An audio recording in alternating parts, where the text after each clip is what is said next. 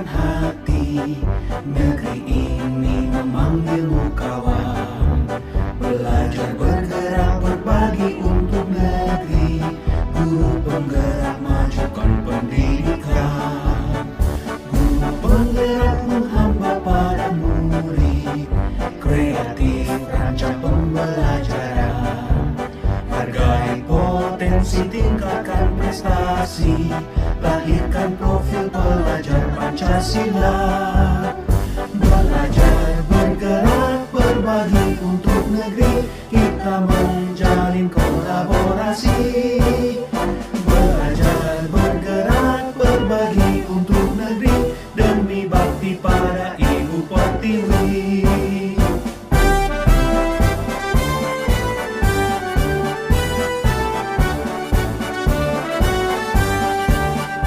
Bulatkan tekad, kuatkan hati, negeri ini memanggilmu kawan.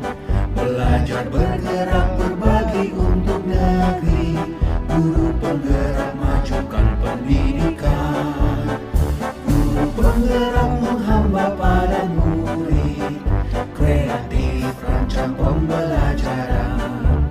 Hargai potensi, tingkatkan prestasi, lahirkan profil pelajar Pancasila. Belajar bergerak berbagi untuk negeri, kita menjalin kolaborasi.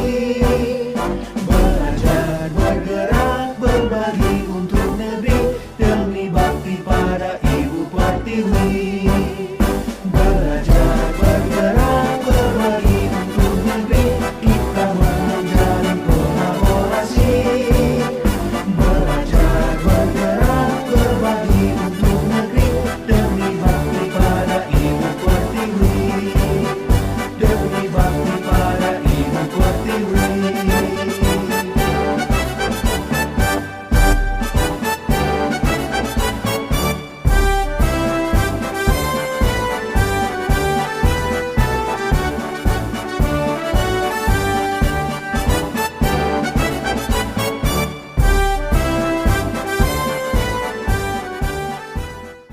Assalamualaikum warahmatullahi wabarakatuh. Waalaikumsalam.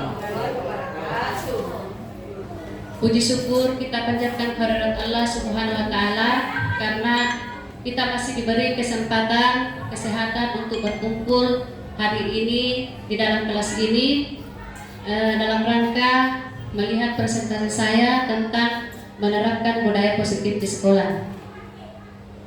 Yang terhormat Kepala Sekolah Bapak PT SDN Poskoro, teman-teman sejawat saya, rekan-rekan sejawat saya, terima kasih atas waktunya yang diberikan, waktu yang disiapkan untuk saya melihat presentasi saya.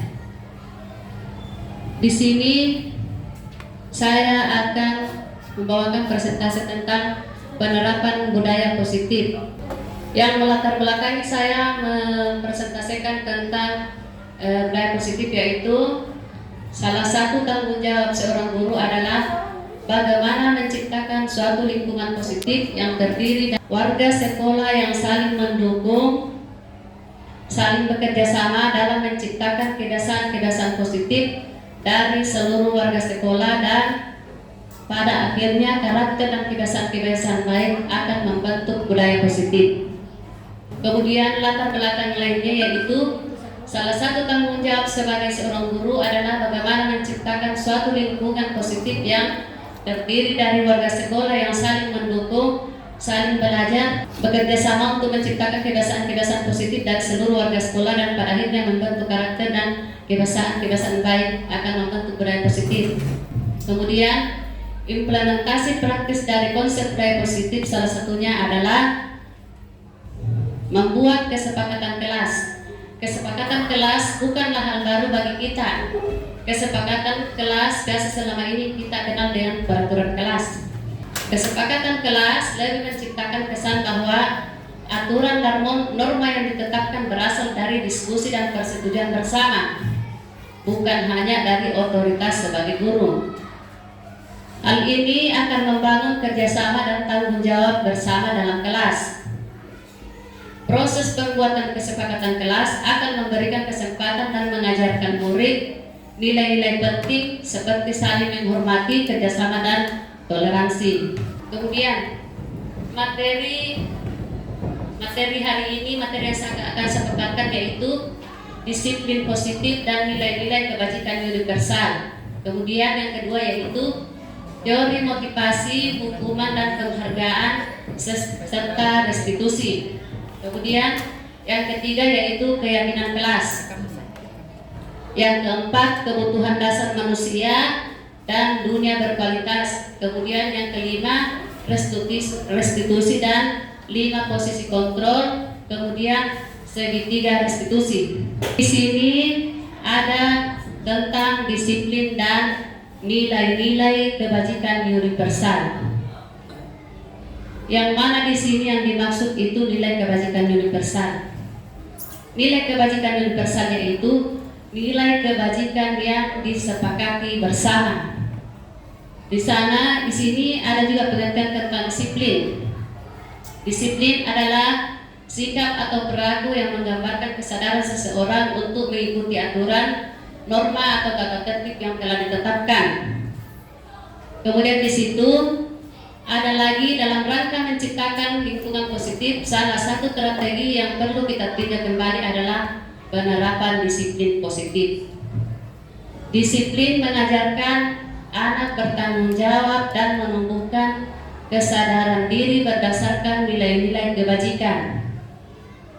Disiplin positif membuat murid memahami dan menyadari berdasarkan motivasi internal, bukan akibat paksaan, pujian, ataupun hukuman. Kemudian, contoh nilai-nilai kebajikan dari 6 institusi atau organisasi. Di situ, yang pertama yaitu beriman, bertakwa kepada Tuhan yang Maha Esa, menghargai dan berakhlak mulia. Yang termasuk di situ adalah rasa hormat terhadap sesama, baik itu teman atau orang lain. Kemudian mandiri, kemudian bernalar kritis, kemudian berkebinekaan global, kerjasama, bergotong royong, percaya diri, kreatif, toleransi.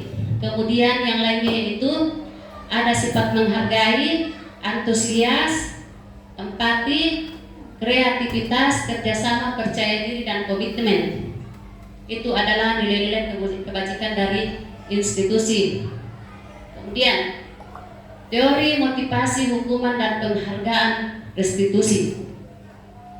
Di situ ada pernyataan dengan mengetahui motivasi perilaku murid, maka seorang guru akan mampu dengan bijak memberikan solusi jika ada perilaku murid yang kurang sesuai dengan kebajikan universal. Artinya di sini kebajikan universal kesepakatan antara guru dan murid. Kemudian teori motivasi perilaku manusia. Nomor 1 di situ ada 3 macam teori motivasi, yaitu pertama motivasi eksternal, motivasi internal, sebenarnya internal, motivasi internal, tujuan disiplin positif. Yang pertama yaitu untuk menghindari ketidaknyamanan atau hukuman, itu merupakan motivasi eksternal. Mengapa dikatakan motivasi eksternal? Karena itu dari dorongan dari orang tersebut atau dorongan dari murid itu sendiri, bukan dari orang lain. Kemudian ini yang nomor 2, motivasi internal, untuk mendapatkan imbalan dari orang lain.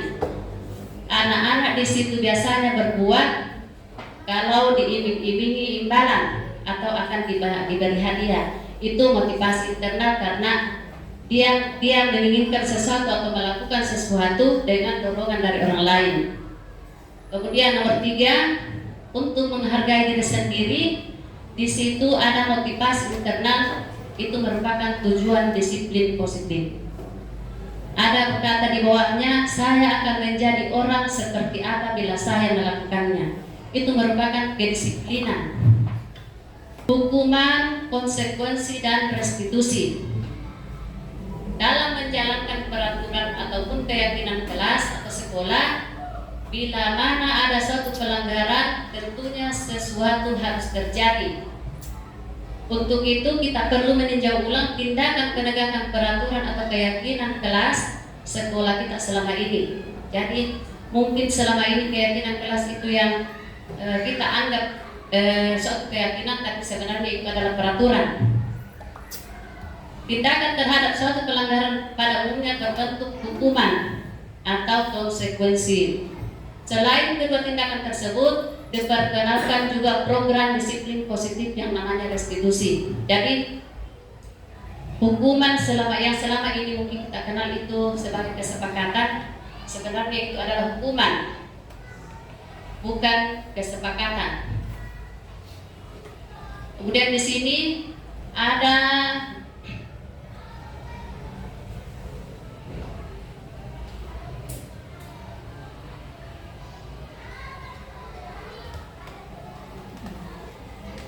ini dihukum oleh penghargaan, bahwa penghargaan berlaku sama dengan hukuman, dalam arti meminta atau membujuk seseorang melakukan sesuatu untuk memenuhi suatu tujuan tertentu dari orang yang meminta atau membujuk. Dorongannya eksternal, itu merupakan dorongan eksternal kalau orang yang memberitahu melakukan sesuatu tanpa dia sadari. Kemudian nilainya sama dengan menghukum. Salah satunya adalah penghargaan dapat merusak hubungan, pengaruh jangka pendek dan jangka panjang, serta penghargaan adalah menghukum. Mengapa di sini dikatakan penghargaan adalah menghukum? Karena anak-anak yang diberi penghargaan biasanya itu mereka akan melakukan apabila ditanya bilang lakukan supaya kamu diberi hadiah. Itu namanya penghargaan adalah menghukum. Kapan tidak dijanjikan hadiah, mereka tidak lagi melakukannya karena tidak ada yang memberi hadiah. Makanya dikatakan di situ adalah penghargaan adalah menghukum. Kemudian ada di sini penjelasannya. Pengaruh jangka pendek dan jangka panjang ini pengaruh tentang hukuman. Penghargaan efektif jika menginginkan seseorang melakukan sesuatu yang kita inginkan dalam jangka pendek. Jika kita menggunakan penghargaan lagi dan lagi, maka orang tersebut akan tergantung pada penghargaan yang diberikan, serta motivasi dari kehilangan motivasi dari diri. Jadi kapan diberi penghargaan secara terus-menerus, motivasi anak tersebut akan hilang.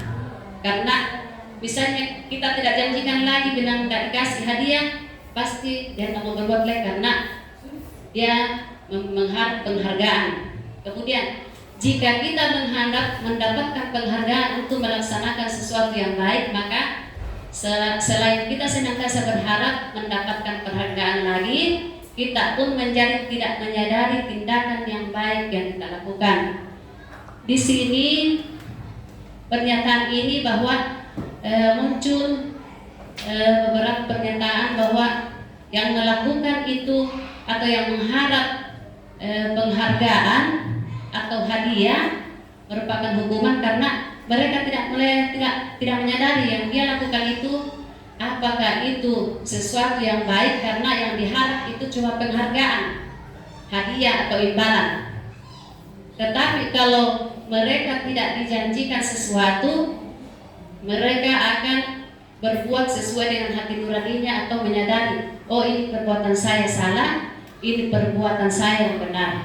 Kemudian di sini ada perbedaan antara hukuman, konsekuensi, dan restitusi. Hukuman itu sesuatu yang menyakitkan harus terjadi.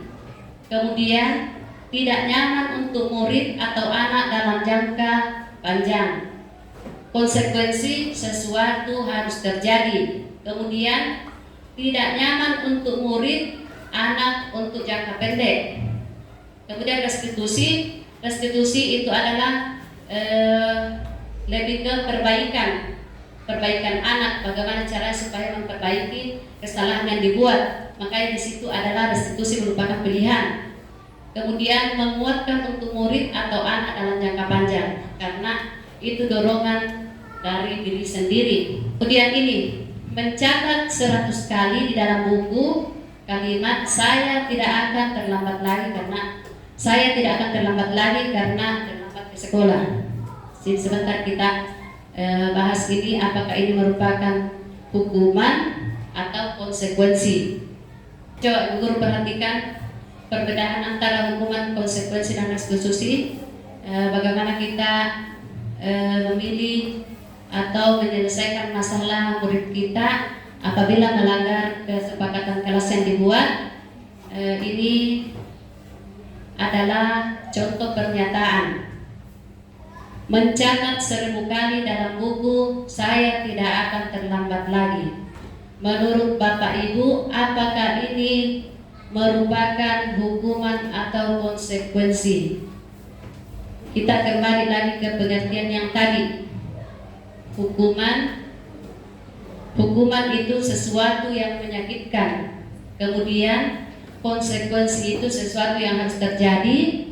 Hukuman tidak nyaman untuk murid atau anak untuk jangka panjang. Kemudian konsekuensi itu tidak nyaman untuk murid untuk jangka pendek. Jadi yang pernyataan ini mencatat 1000 kali dalam buku, saya tidak akan terlambat lagi, apakah itu merupakan hukuman atau konsekuensi? Konsekuensi. Betul. Ini adalah konsekuensi karena dia ini memang anak biasanya itu kadang bilang bersifat menyakitkan, tapi ini sifatnya jangka pendek. Ini sifatnya jangka pendek, makanya itu dikatakan konsekuensi. Kemudian lari keliling lapangan basket 2 kali karena terlambat hadir di sekolah. Hukuman. Mengapa dikatakan hukuman? Siapa yang bisa coba, Bapak Ibu? Mengapa dikatakan lari keliling lapangan basket 2 kali karena terlambat hadir di sekolah? Ibu guru mengatakan itu adalah hukuman. Karena terjadi. Lebih tepatnya ini karena menyakitkan, betul. Karena lari keliling lapangan basket itu menyakitkan untuk anak jangka pendek atau jangka panjang. Ini sifatnya membekas, artinya itu jangka panjang itu mereka akan menyimpan memorinya. Tergantung. Kemudian ini kan kita bahas tentang konsekuensi. Konsekuensi itu apabila sudah ada kesepakatan tetapi mereka melanggar, itu merupakan konsekuensi. Tetapi konsekuensinya itu yang merupakan yang restitusi lah. Misalnya kita memberi hukuman yang untuk menyelesaikan atau lebih ke perbaikan sikap anak. Kalau hukuman lebih ke menyakitkan fisik. Itu perbedaannya. Bawa 2 telur. Kemudian membersihkan coretan yang dibuatnya di meja tulis. Apakah itu konsekuensi atau hukuman? Konsekuensi, karena itu bukan berupa fisik. Kalau yang tadi ini lari ke lapangan itu fisik. Kalau yang nomor 1 dan 3 ini fisik juga, tetapi tidak terlalu berat dilaksanakan oleh anak. Kemudian meminta murid untuk push up 15 kali karena tidak menggunakan masker. Ini adalah hukuman karena berbentuk fisik. Menggantikan kertas teman yang telah dicoret-coret. Konsekuensi. Kehilangan 10 menit jam istirahat untuk mengerjakan tugas karena terlambat datang dan tertinggal pelajaran. Ini konsekuensi. Kemudian berjemur di lapangan basket pukul 12 siang karena ngobrol dengan teman. Ini merupakan hukuman karena dia berbentuk fisik, lebih bikin psikisnya anak-anak tersimpan.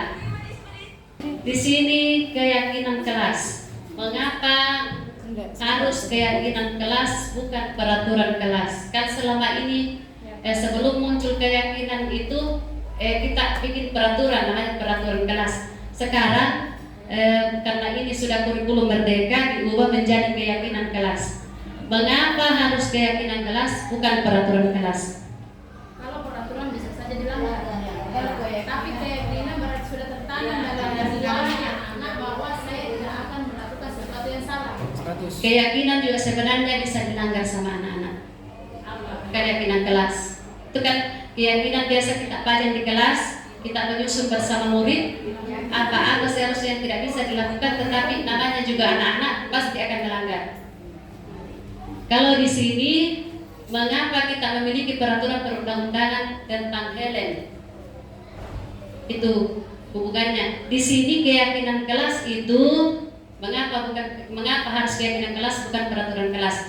Keyakinan kelas itu kita atur bersama dengan murid, artinya kolaborasi antara anak dengan gurunya, yang mana yang seharusnya. Apa bedanya kesepakatan dengan keyakinan?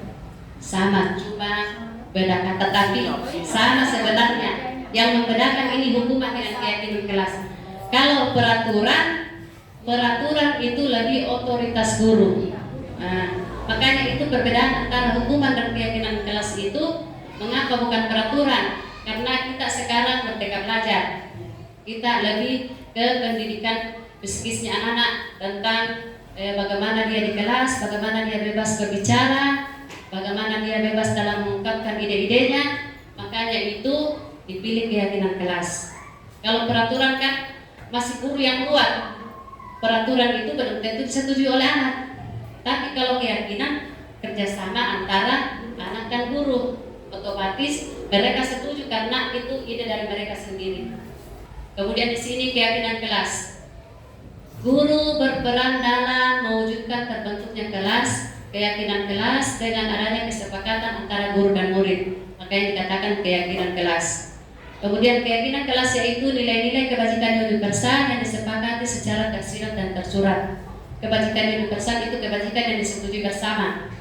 Tersirat dan tersurat itu artinya boleh saja diucapkan dengan mengingatkan anak bahwa kalian sudah mengingatkan ini, tidak boleh lagi. Bisa juga kita tempel mengingatkan kembali apa yang kita sepakati bersama. Kemudian keyakinan kelas memiliki peran penting dalam pendidikan karena membentuk landasan filosofi dan nilai-nilai yang menjadi dasar pendekatan pengajaran dan pembelajaran di kelas. Keyakinan kelas. Salah satu prosedur utama dalam pembentukan keyakinan kelas adalah susunlah keyakinan kelas sesuai dengan prosedur pembentukan keyakinan kelas atau sekolah. Gantilah kalimat-kalimat bentuk negatif menjadi positif.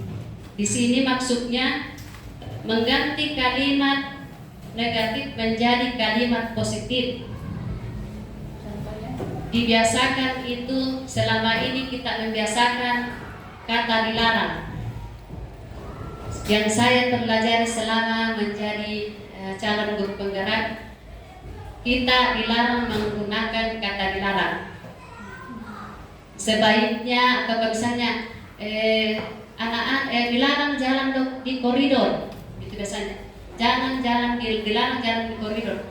Sebaiknya kita gunakan jangan jalan di koridor, atau dilarangnya itu dihilangkan menjadi jangan. Itu pemahaman yang saya selama ini dapatkan.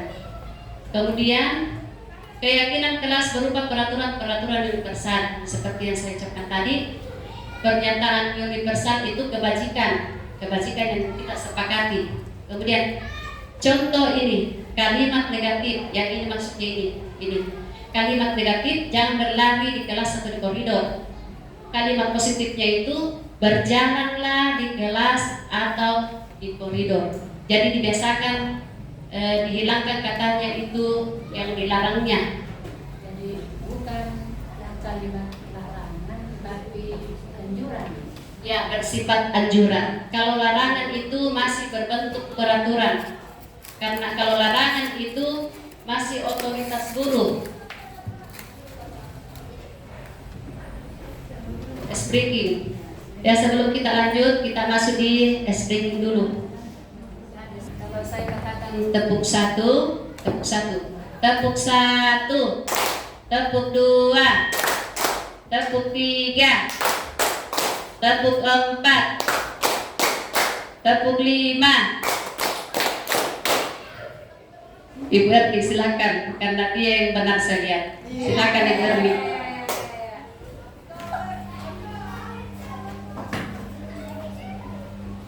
Silakan. Tepuk sa. Kita lanjut ya teman-teman, kita ulang kembali tadi. Siap, siap. Tepuk 2, tepuk 3, tepuk 4.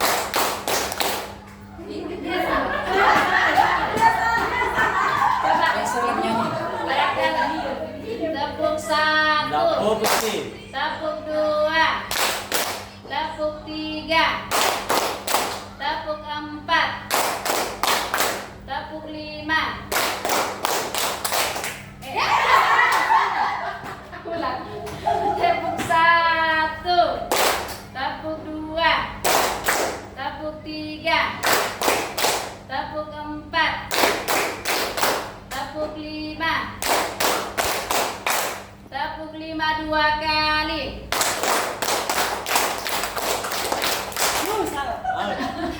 Tepuk 4.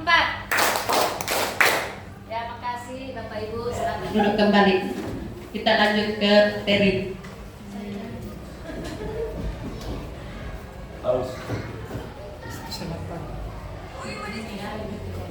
Di sini saya akan meminta partisipasi Bapak Ibu guru untuk kita mencoba menyusun keyakinan kelas. Saya minta Saya akan membagikan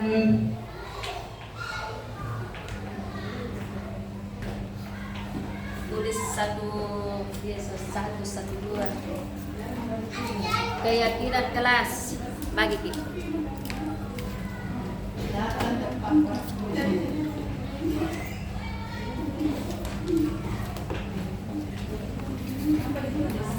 Keyakinan kelas.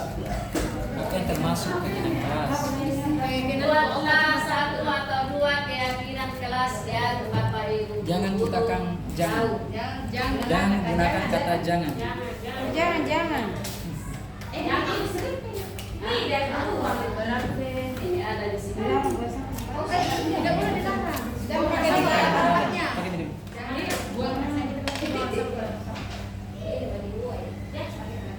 Buanglah sampah di tempatnya. yang selama ini kita terapkan di kelas tentang kesepakatan kita, apa yang perlu dilakukan, yang menjadi kesepakatan atau tidak boleh dilakukan yang menjadi kesepakatan. Sudah Ibu? Ibu Kas sudah tertarik.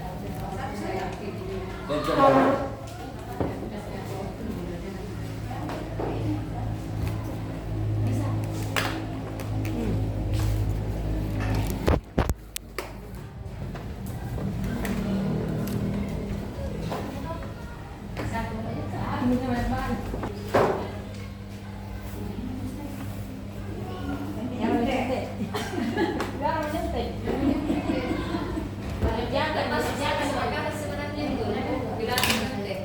Tidak boleh diletek. Tidak boleh diletek. Siapa? Dua kata kan? Sembarang mau. Silakan menyampaikan. Sudah.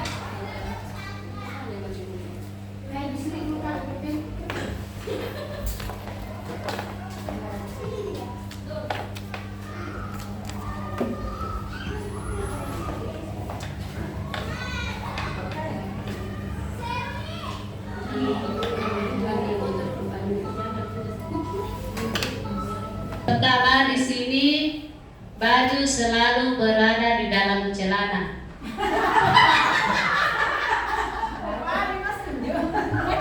Kasih masuk bajunya. Kalimat yang efektif yang bagus digunakan ini yang ini.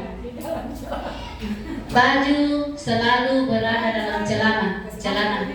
Coba Bapak Ibu, kalimat yang tepat, yang efektif yang bisa digunakan. Berpakaian rapi. Berpakaian rapi boleh.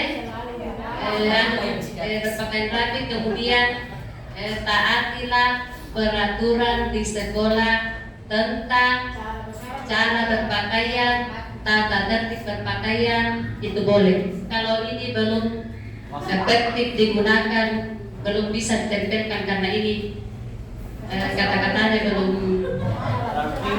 masih anak-anak belum masih fokus ke ini saja.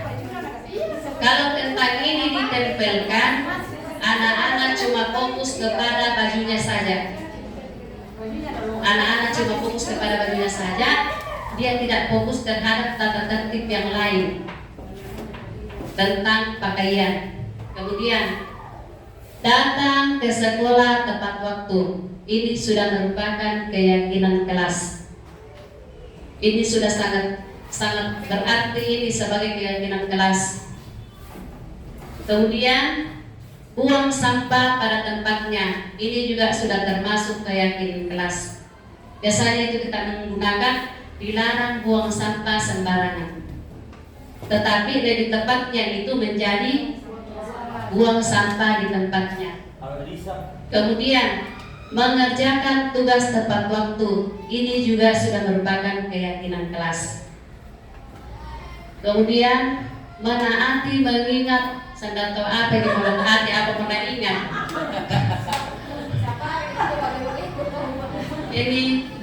Ini bukan, ini saya tak tahu apa yang maksud ini.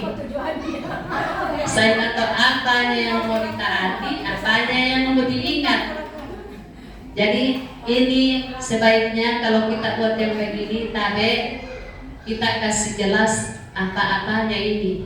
Karena ini memunculkan pertanyaan untuk anak, ibu, bapak, apa yang mau ditaati, apa yang mau diingat, pelajaran kah atau apa? Kemudian datang tepat waktu sudah ada, datang tepat waktu sebelum pelajaran dimulai boleh. Kemudian ingat untuk membawa buku tulis dan pulpen. Kata ingat itu bisa kayak diganti dengan apa? Karena ingat itu kalau macam peraturan kayaknya kalau ingat, bawalah perlengkapan tulis sesuai dengan aturan atau jadwal di kelas. Boleh. Kemudian datang tepat waktu, kerjakan tugas dengan tanggung jawab. Boleh. Selalu memakai sepatu ke sekolah. Ini termasuk aturan.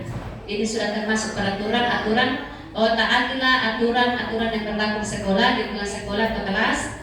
Kemudian tiba di sekolah sebelum jam pelajaran dimulai, tepat waktu dan aktif di kelas. Ini bagus juga. Ini tentang prosesnya anak-anak. Yang aktifnya itu, ini kalau jadi misalnya nanti itu kita bikin lebih banyak. Maksudnya bagi juga itu ada juga yang bisa mengaktifkan anak-anak yang menyinggung tentang keaktifan anak-anak belajar di kelas. Kalau yang kita buat ini rata-rata tentang kesepakatan tentang aturan-aturan umum. Tetapi ini ada tadi aktif belajar di kelas, ini sudah bagus. Artinya ada dorongan untuk anak-anak. Kesepakatan bahwa pada saat proses belajar kita harus aktif. Bisa juga pada saat proses belajar tidak ada yang boleh makan dan minum. Itu bisa.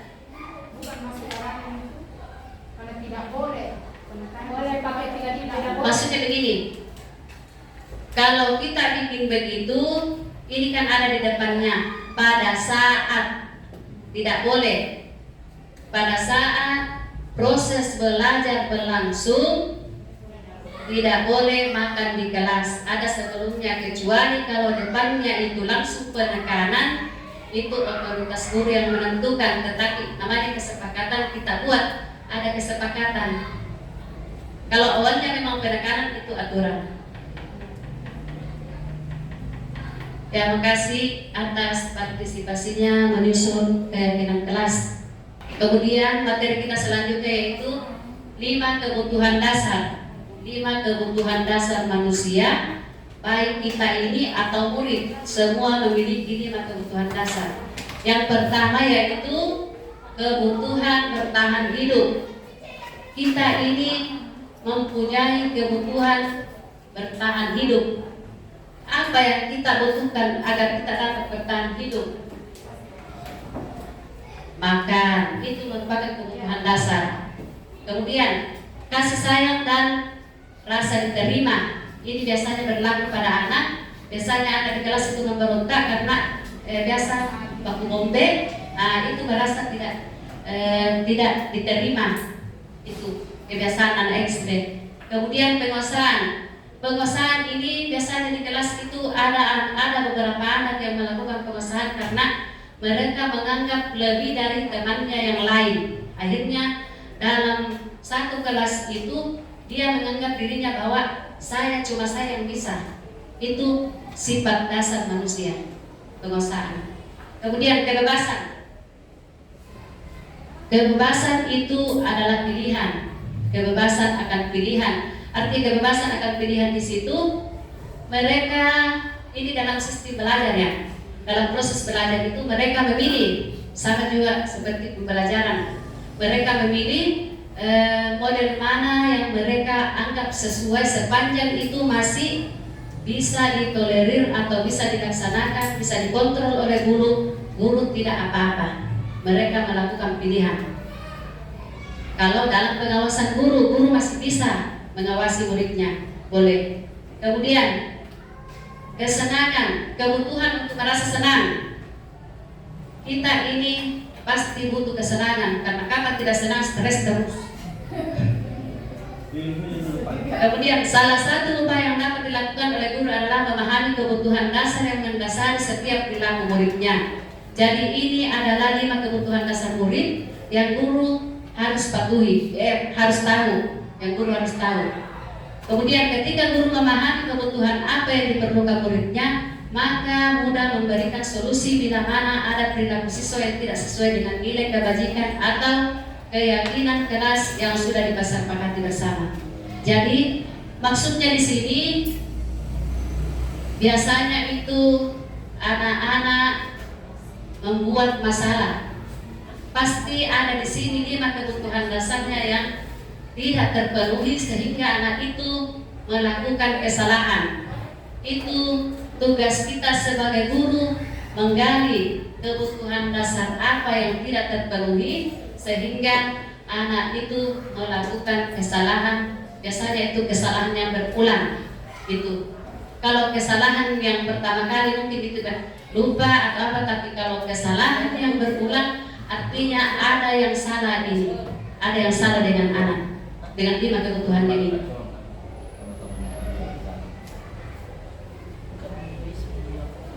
Di sini juga ada posisi kontrol seorang guru yang berkaitan dengan tadi yang 5 kebutuhan dasar. Dengan memahami kebutuhan dasar murid, seorang guru dapat pula memahami dan menerapkan posisi kontrol seorang guru dengan baik. Di sini ada 5 posisi kontrol guru, yaitu sebagai penghukum, sebagai pembuat merasa bersalah, teman, pemantau, dan manajer. Ini posisi kita sebagai seorang guru. Penghukum, pembuat merasa bersalah, teman, pemantau, dan manajer. Ini ada penjelasan tentang posisi kontrol seorang guru. Ini adalah penghukum. Penghukum itu biasanya menghardik, menunjuk-nunjuk, menyakiti, menyindir, kemudian membuat merasa bersalah itu, berceramah mengatakan seharusnya atau ibu kecewa. Sering sekali kita lakukan yang begini. Kemudian sebagai teman di situ membuatkan alasan-alasan teman muridnya bahwa yang kamu lakukan itu tidak benar, itu merupakan teman. Kemudian pemantau itu cuma melihat saja, menghitung dan mengukur kesalahan murid. Kemudian manajer itu kita membuat pertanyaan apa sebenarnya yang terjadi kepada anak tersebut sehingga melakukan kesalahan. Kemudian Yang kedua yaitu kamu seharusnya atau kamu sudah tahu ibu lelah sekali mengatakannya ibu stres. Itu membuat rasa bersalah anak. Mengapa sama? Sama saja kalau lingkungan rumah. Lingkungan rumah itu kita ucapkan kata-kata begini, biasanya anak-anak itu diam. Diam bukan berarti dia menerima, tetapi dia merasa bersalah dalam melakukan kesalahan. Sama dengan anak di kelas, murid di kelas. Kemudian, ayo lakukan dengan ibu. Kalau ini, ayo lakukan dengan ibu. Masa kamu tidak mau? Ingat, ibu pernah bantu. Ini pernyataan yang berupa pernyataan teman yang tidak memojokkan anak, tidak menjatuhkan anak. Tetapi kita berusaha kayak pendekatan emosional. Kemudian, apa peraturannya? Peraturannya itu ya memantau, cuma melihat apa yang melakukan, kamu tidak tahu peraturannya. Itu istilah memantau. Kemudian, apa yang kita yakini, apa yang bisa kau kerjakan untuk memperbaiki masalah itu adalah manajer. Jadi seharusnya yang wajib kita jabarkan di sini atau kita lakukan sebagai guru itu posisi yang paling bagus adalah manajer. Posisi. Kalau penghukum itu pemantau, kalau membuat rasa bersalah, anak-anak biasanya itu juga ada perasaan kekecewaan. Teman juga kadang itu kita menganggap pernyataan itu sebagai pernyataan teman, tetapi kelanjutannya anak-anak menganggap kita ini teman terus-menerus. Kemudian pemantau itu cuma memberikan saja, kenapa kau lakukan itu, apa peraturannya, kenapa begini. Tapi manajer memberi solusi, menanyakan kepada anak apa sebenarnya terjadi sehingga kau lakukan masalah itu atau kesalahan itu. Ini adalah posisi kontrol seorang guru. Ada pernyataan-pernyataan di situ, saya kecewa dengan kamu, kemudian kamu tidak pernah benar melakukannya. Ayolah, lakukan demi ibu bapak. Apakah kamu mau mendapatkan stiker bintang hari ini? Bagaimana kamu bisa menyelesaikan masalah ini? Kamu selalu yang paling yang terakhir. Ini 5 posisi kontrol kita sebagai guru. Saya minta lagi kesediaan Bapak Ibu guru untuk berpendapat. Ini saya kecewa sekali dengan kamu. Ini posisi kita sebagai guru itu apa? Saya kecewa sekali dengan kamu. Ada tadi 5 posisi kontrol guru: penghukum, pembuat merasa bersalah, pemantau, pembuat merasa bersalah. Kemudian kamu tidak pernah benar melakukannya. Pembuat merasa bersalah. Sebentar kita cocokkan. Kemudian, ayolah lakukan demi ibu bapak. Ada sebagai teman, penghukum, pemantau, manajer. Kemudian apa ini? Ayolah lakukan demi ibu bapak. Itu kita posisi kalau kita mengucapkan itu terhadap murid sebagai apa? Sebagai teman. Kemudian apakah kamu mau mendapatkan stiker bintang hari ini? Itu teman atau apa? Jadi apakah kamu mau mendapatkan stiker bintang hari ini? Pemantau. Bagaimana kamu bisa menyelesaikan masalah? Manajer. Kamu selalu yang paling terakhir. Membuat merasa bersalah. Coba kita. Saya kecewa sekali dengan kamu, itu pembuat pernyataan, pembuat merasa bersalah. Kemudian kamu tidak pernah benar melakukannya, itu adalah penghukum. Karena di sini langsung menjudge atau langsung memponis anak. Maka dikatakan situ penghukum. Kemudian ayolah lakukan dari Bapak Ibu, itu penyampaian teman. Apakah kamu mau mendapatkan stiker bintang hari ini? Itu pemantau. Bagaimana kamu bisa menyelesaikan masalah ini? Itu manajer. Kamu selalu yang paling terakhir, itu nyata-nyata sudah menghukum. 5 posisi kontrol seorang guru. Dari kelima posisi kontrol sebaiknya seorang guru menggunakan posisi kontrol sebagai manajer. Posisi manajer adalah posisi di mana guru berbuat sesuatu bersama dengan murid, mempersilahkan murid mempertanggungjawabkan perilakunya, mendorong murid agar dapat menemukan solusi atau solusi dari permasalahannya sendiri. Posisi manajer mengacu pada restitusi. Jadi ada lagi namanya restitusi. Setelah itu kan kita tadi itu posisi manajer, posisi sebagai seorang guru, kemudian ini posisi kontrol. 5 kebutuhan dasar manusia itu saling berkaitan semua. Di sini lagi kita akan membahas tentang segitiga restitusi. Itu tadi posisi guru. Ini erat juga kaitannya dengan posisi kontrol seorang guru. Segitiga restitusi.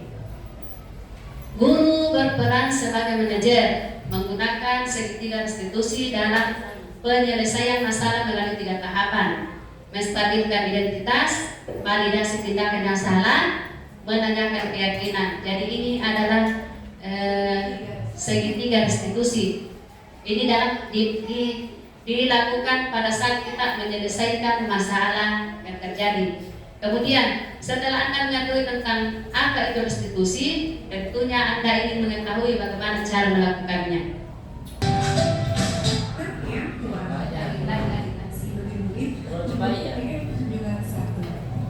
Ya, mereka bisa kembali pada sebuah kualitas. Kedua, validasi tindakan yang salah. Dan yang ketiga, menanyakan keyakinan. Skenario kasus 1, siswa makan pada saat jam pelajaran. Pada saat jam pelajaran berlangsung, ada seorang siswa yang terlihat makan sambil sembunyi. Sebagai seorang guru, saya harus menyelesaikan masalah tersebut dengan baik menggunakan tahapan segitiga restitusi.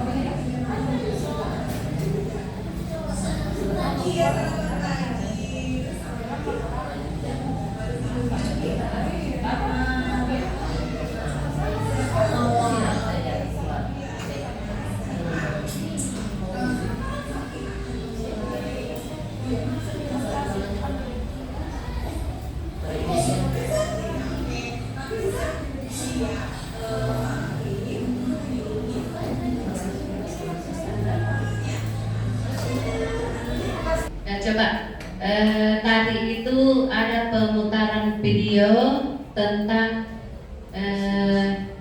anak-anak melakukan pelanggaran atau melakukan pelanggaran kesepakatan kelas. Pada saat proses belajar, dia terlihat atau kelihatan makan di kelas. Itu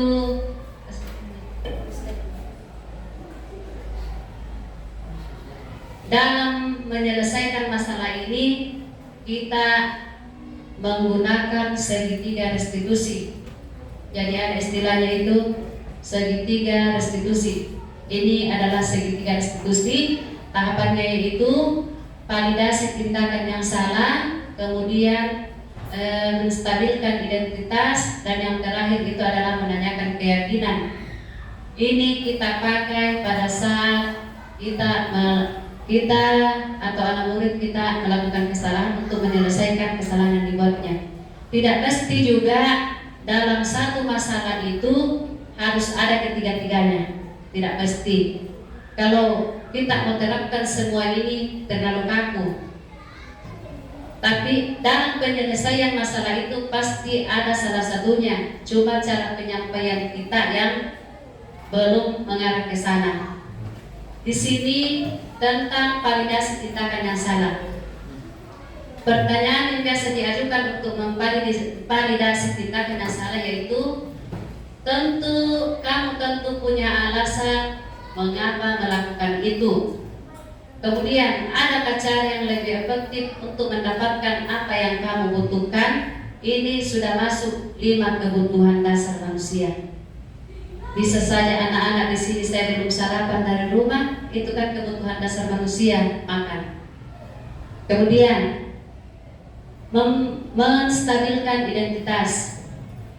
Setiap orang pasti pernah melakukan kesalahan. Kamu bukan satu-satunya yang pernah melakukan ini.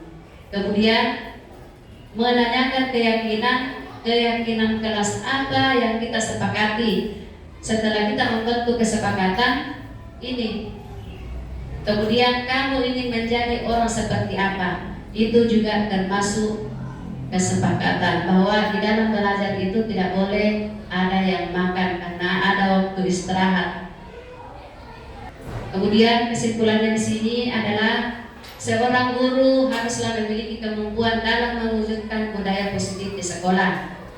Budaya positif dapat dijalankan dengan menerapkan konsep-konsep inti seperti disiplin positif, motivasi perilaku manusia, hukuman yaitu hukuman dan penghargaan, posisi kontrol, restitusi, keyakinan kelas, segitiga restitusi dalam menyelesaikan masalah.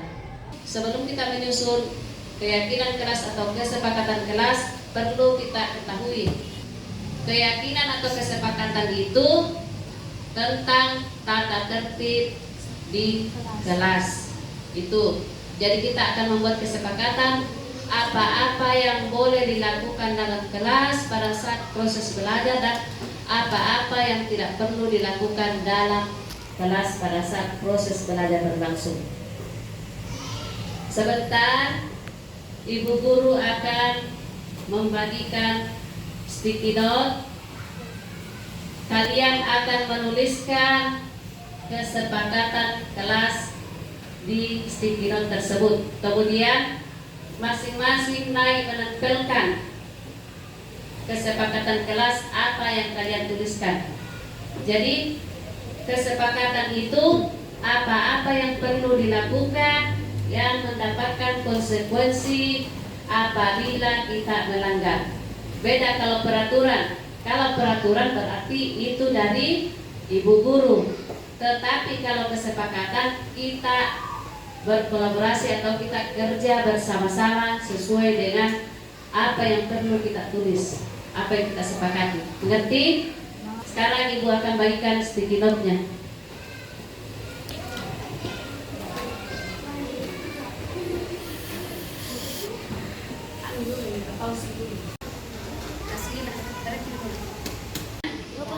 Silakan anak-anakku sekalian menulis kesepakatan apa yang ada terlintas di pikiran kalian. Kesepakatan itu apabila dilanggar akan mendapatkan konsekuensi.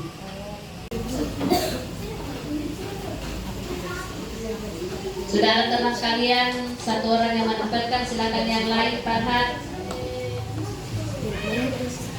Ya silakan.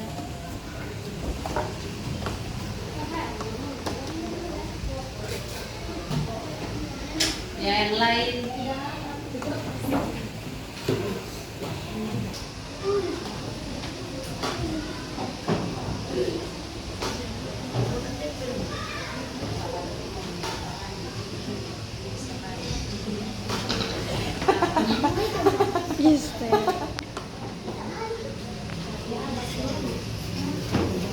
Ya, siapa lagi?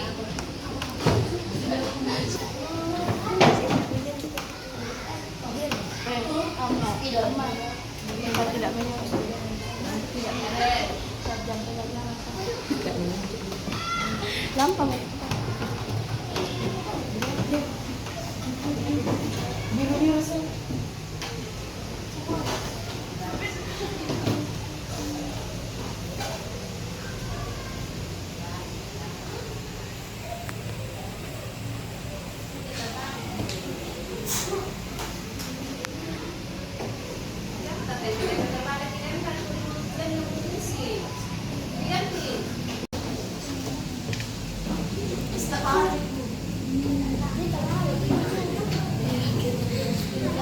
Ya, coba perhatikan.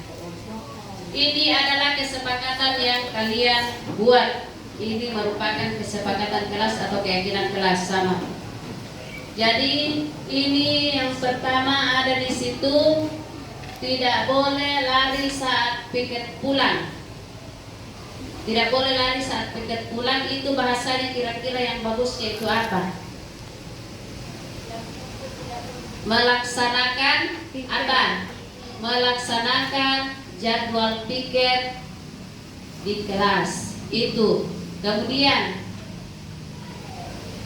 tidak boleh berkata kasar. Ini tidak boleh berkata kasar. Ini sering sekali Ibu Guru dengar ada yang berkata kasar di kelas. Di sini kata-katanya itu, kata keyakinannya itu saling menghargai dan menghormati sesama teman. Itu, ini sudah termasuk. Kemudian tidak makan saat jam pelajaran. Ini tidak makan saat jam pelajaran. Ini betul-betul ini sudah bagus ini, karena pada saat proses belajar itu masih banyak teman kalian, masih banyak di antara kalian itu yang biasa makan. Kemudian tidak buang sampah di kelas. Ini tidak buang sampah di kelas, boleh di situ ditulis membuang sampah pada tempatnya atau menjaga kebersihan kelas. Itu sudah termasuk. Ini tidak makan saat jam belajar. Ini sudah tadi. Ketika guru menjelaskan tidak boleh ribut. Ini juga bagus. Ketika ibu guru menjelaskan atau bapak guru menjelaskan di depan kelas, yang lain yang mendengarkan, jangan cerita atau ribut. Kemudian tidak makan sudah, tidak menyontek. Ini tidak menyontek, menghargai. Kemudian kita tidak piket, kita mendapatkan denda. Nah, ini sama yang seperti yang Ibu Guru bilang tadi. Yang apa itu?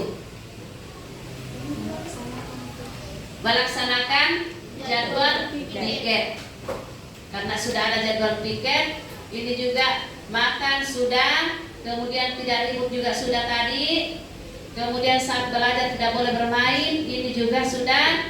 Tidak memakai seragam secara teratur. Jadi ini tidak memakai seragam secara teratur. Kata-kata yang bagus itu menaati aturan di sekolah. Itu termasuk ini memakai seragam sesuai dengan jadwal. Ada jadwalnya. Senin itu kita pakai apa? Pakai putih merah. Hari Rabu itu pakai batik. Jumat pakai baju muslim. Sabtu pramuka. Itu tata tertib berpakaian. Ini semua kesepakatan atau keyakinan kelas harus ditaati. Jadi kapan tidak ditaati, ini akan ada apanya? Konsekuensi. Karena ini kan kita buat bersama. Artinya kalian ini sudah mengetahui hal-hal apa saja yang boleh dilakukan dan tidak boleh dilakukan. Itu. Mengerti? Bagaimana? Sepakat dengan yang ini di atas tadi? Sepakat. Kalau sepakat artinya kalau ada pelanggaran mau diapa? Kena konsekuensi dari pelanggaran yang dilakukan. Inilah penyampaian Ibu Guru.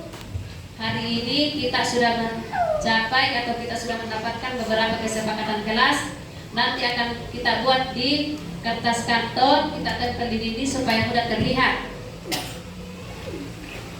Inilah penyampaian dari Ibu Guru. Wabillahi taufiq wal hidayah. Wassalamualaikum warahmatullahi wabarakatuh. Waalaikumsalam warahmatullahi wabarakatuh.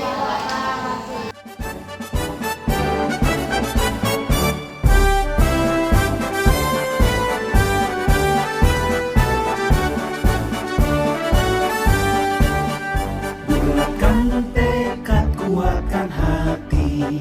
Negeri ini memanggilmu kawan. Belajar, bergerak, berbagi untuk negeri. Guru penggerak, majukan pendidikan. Guru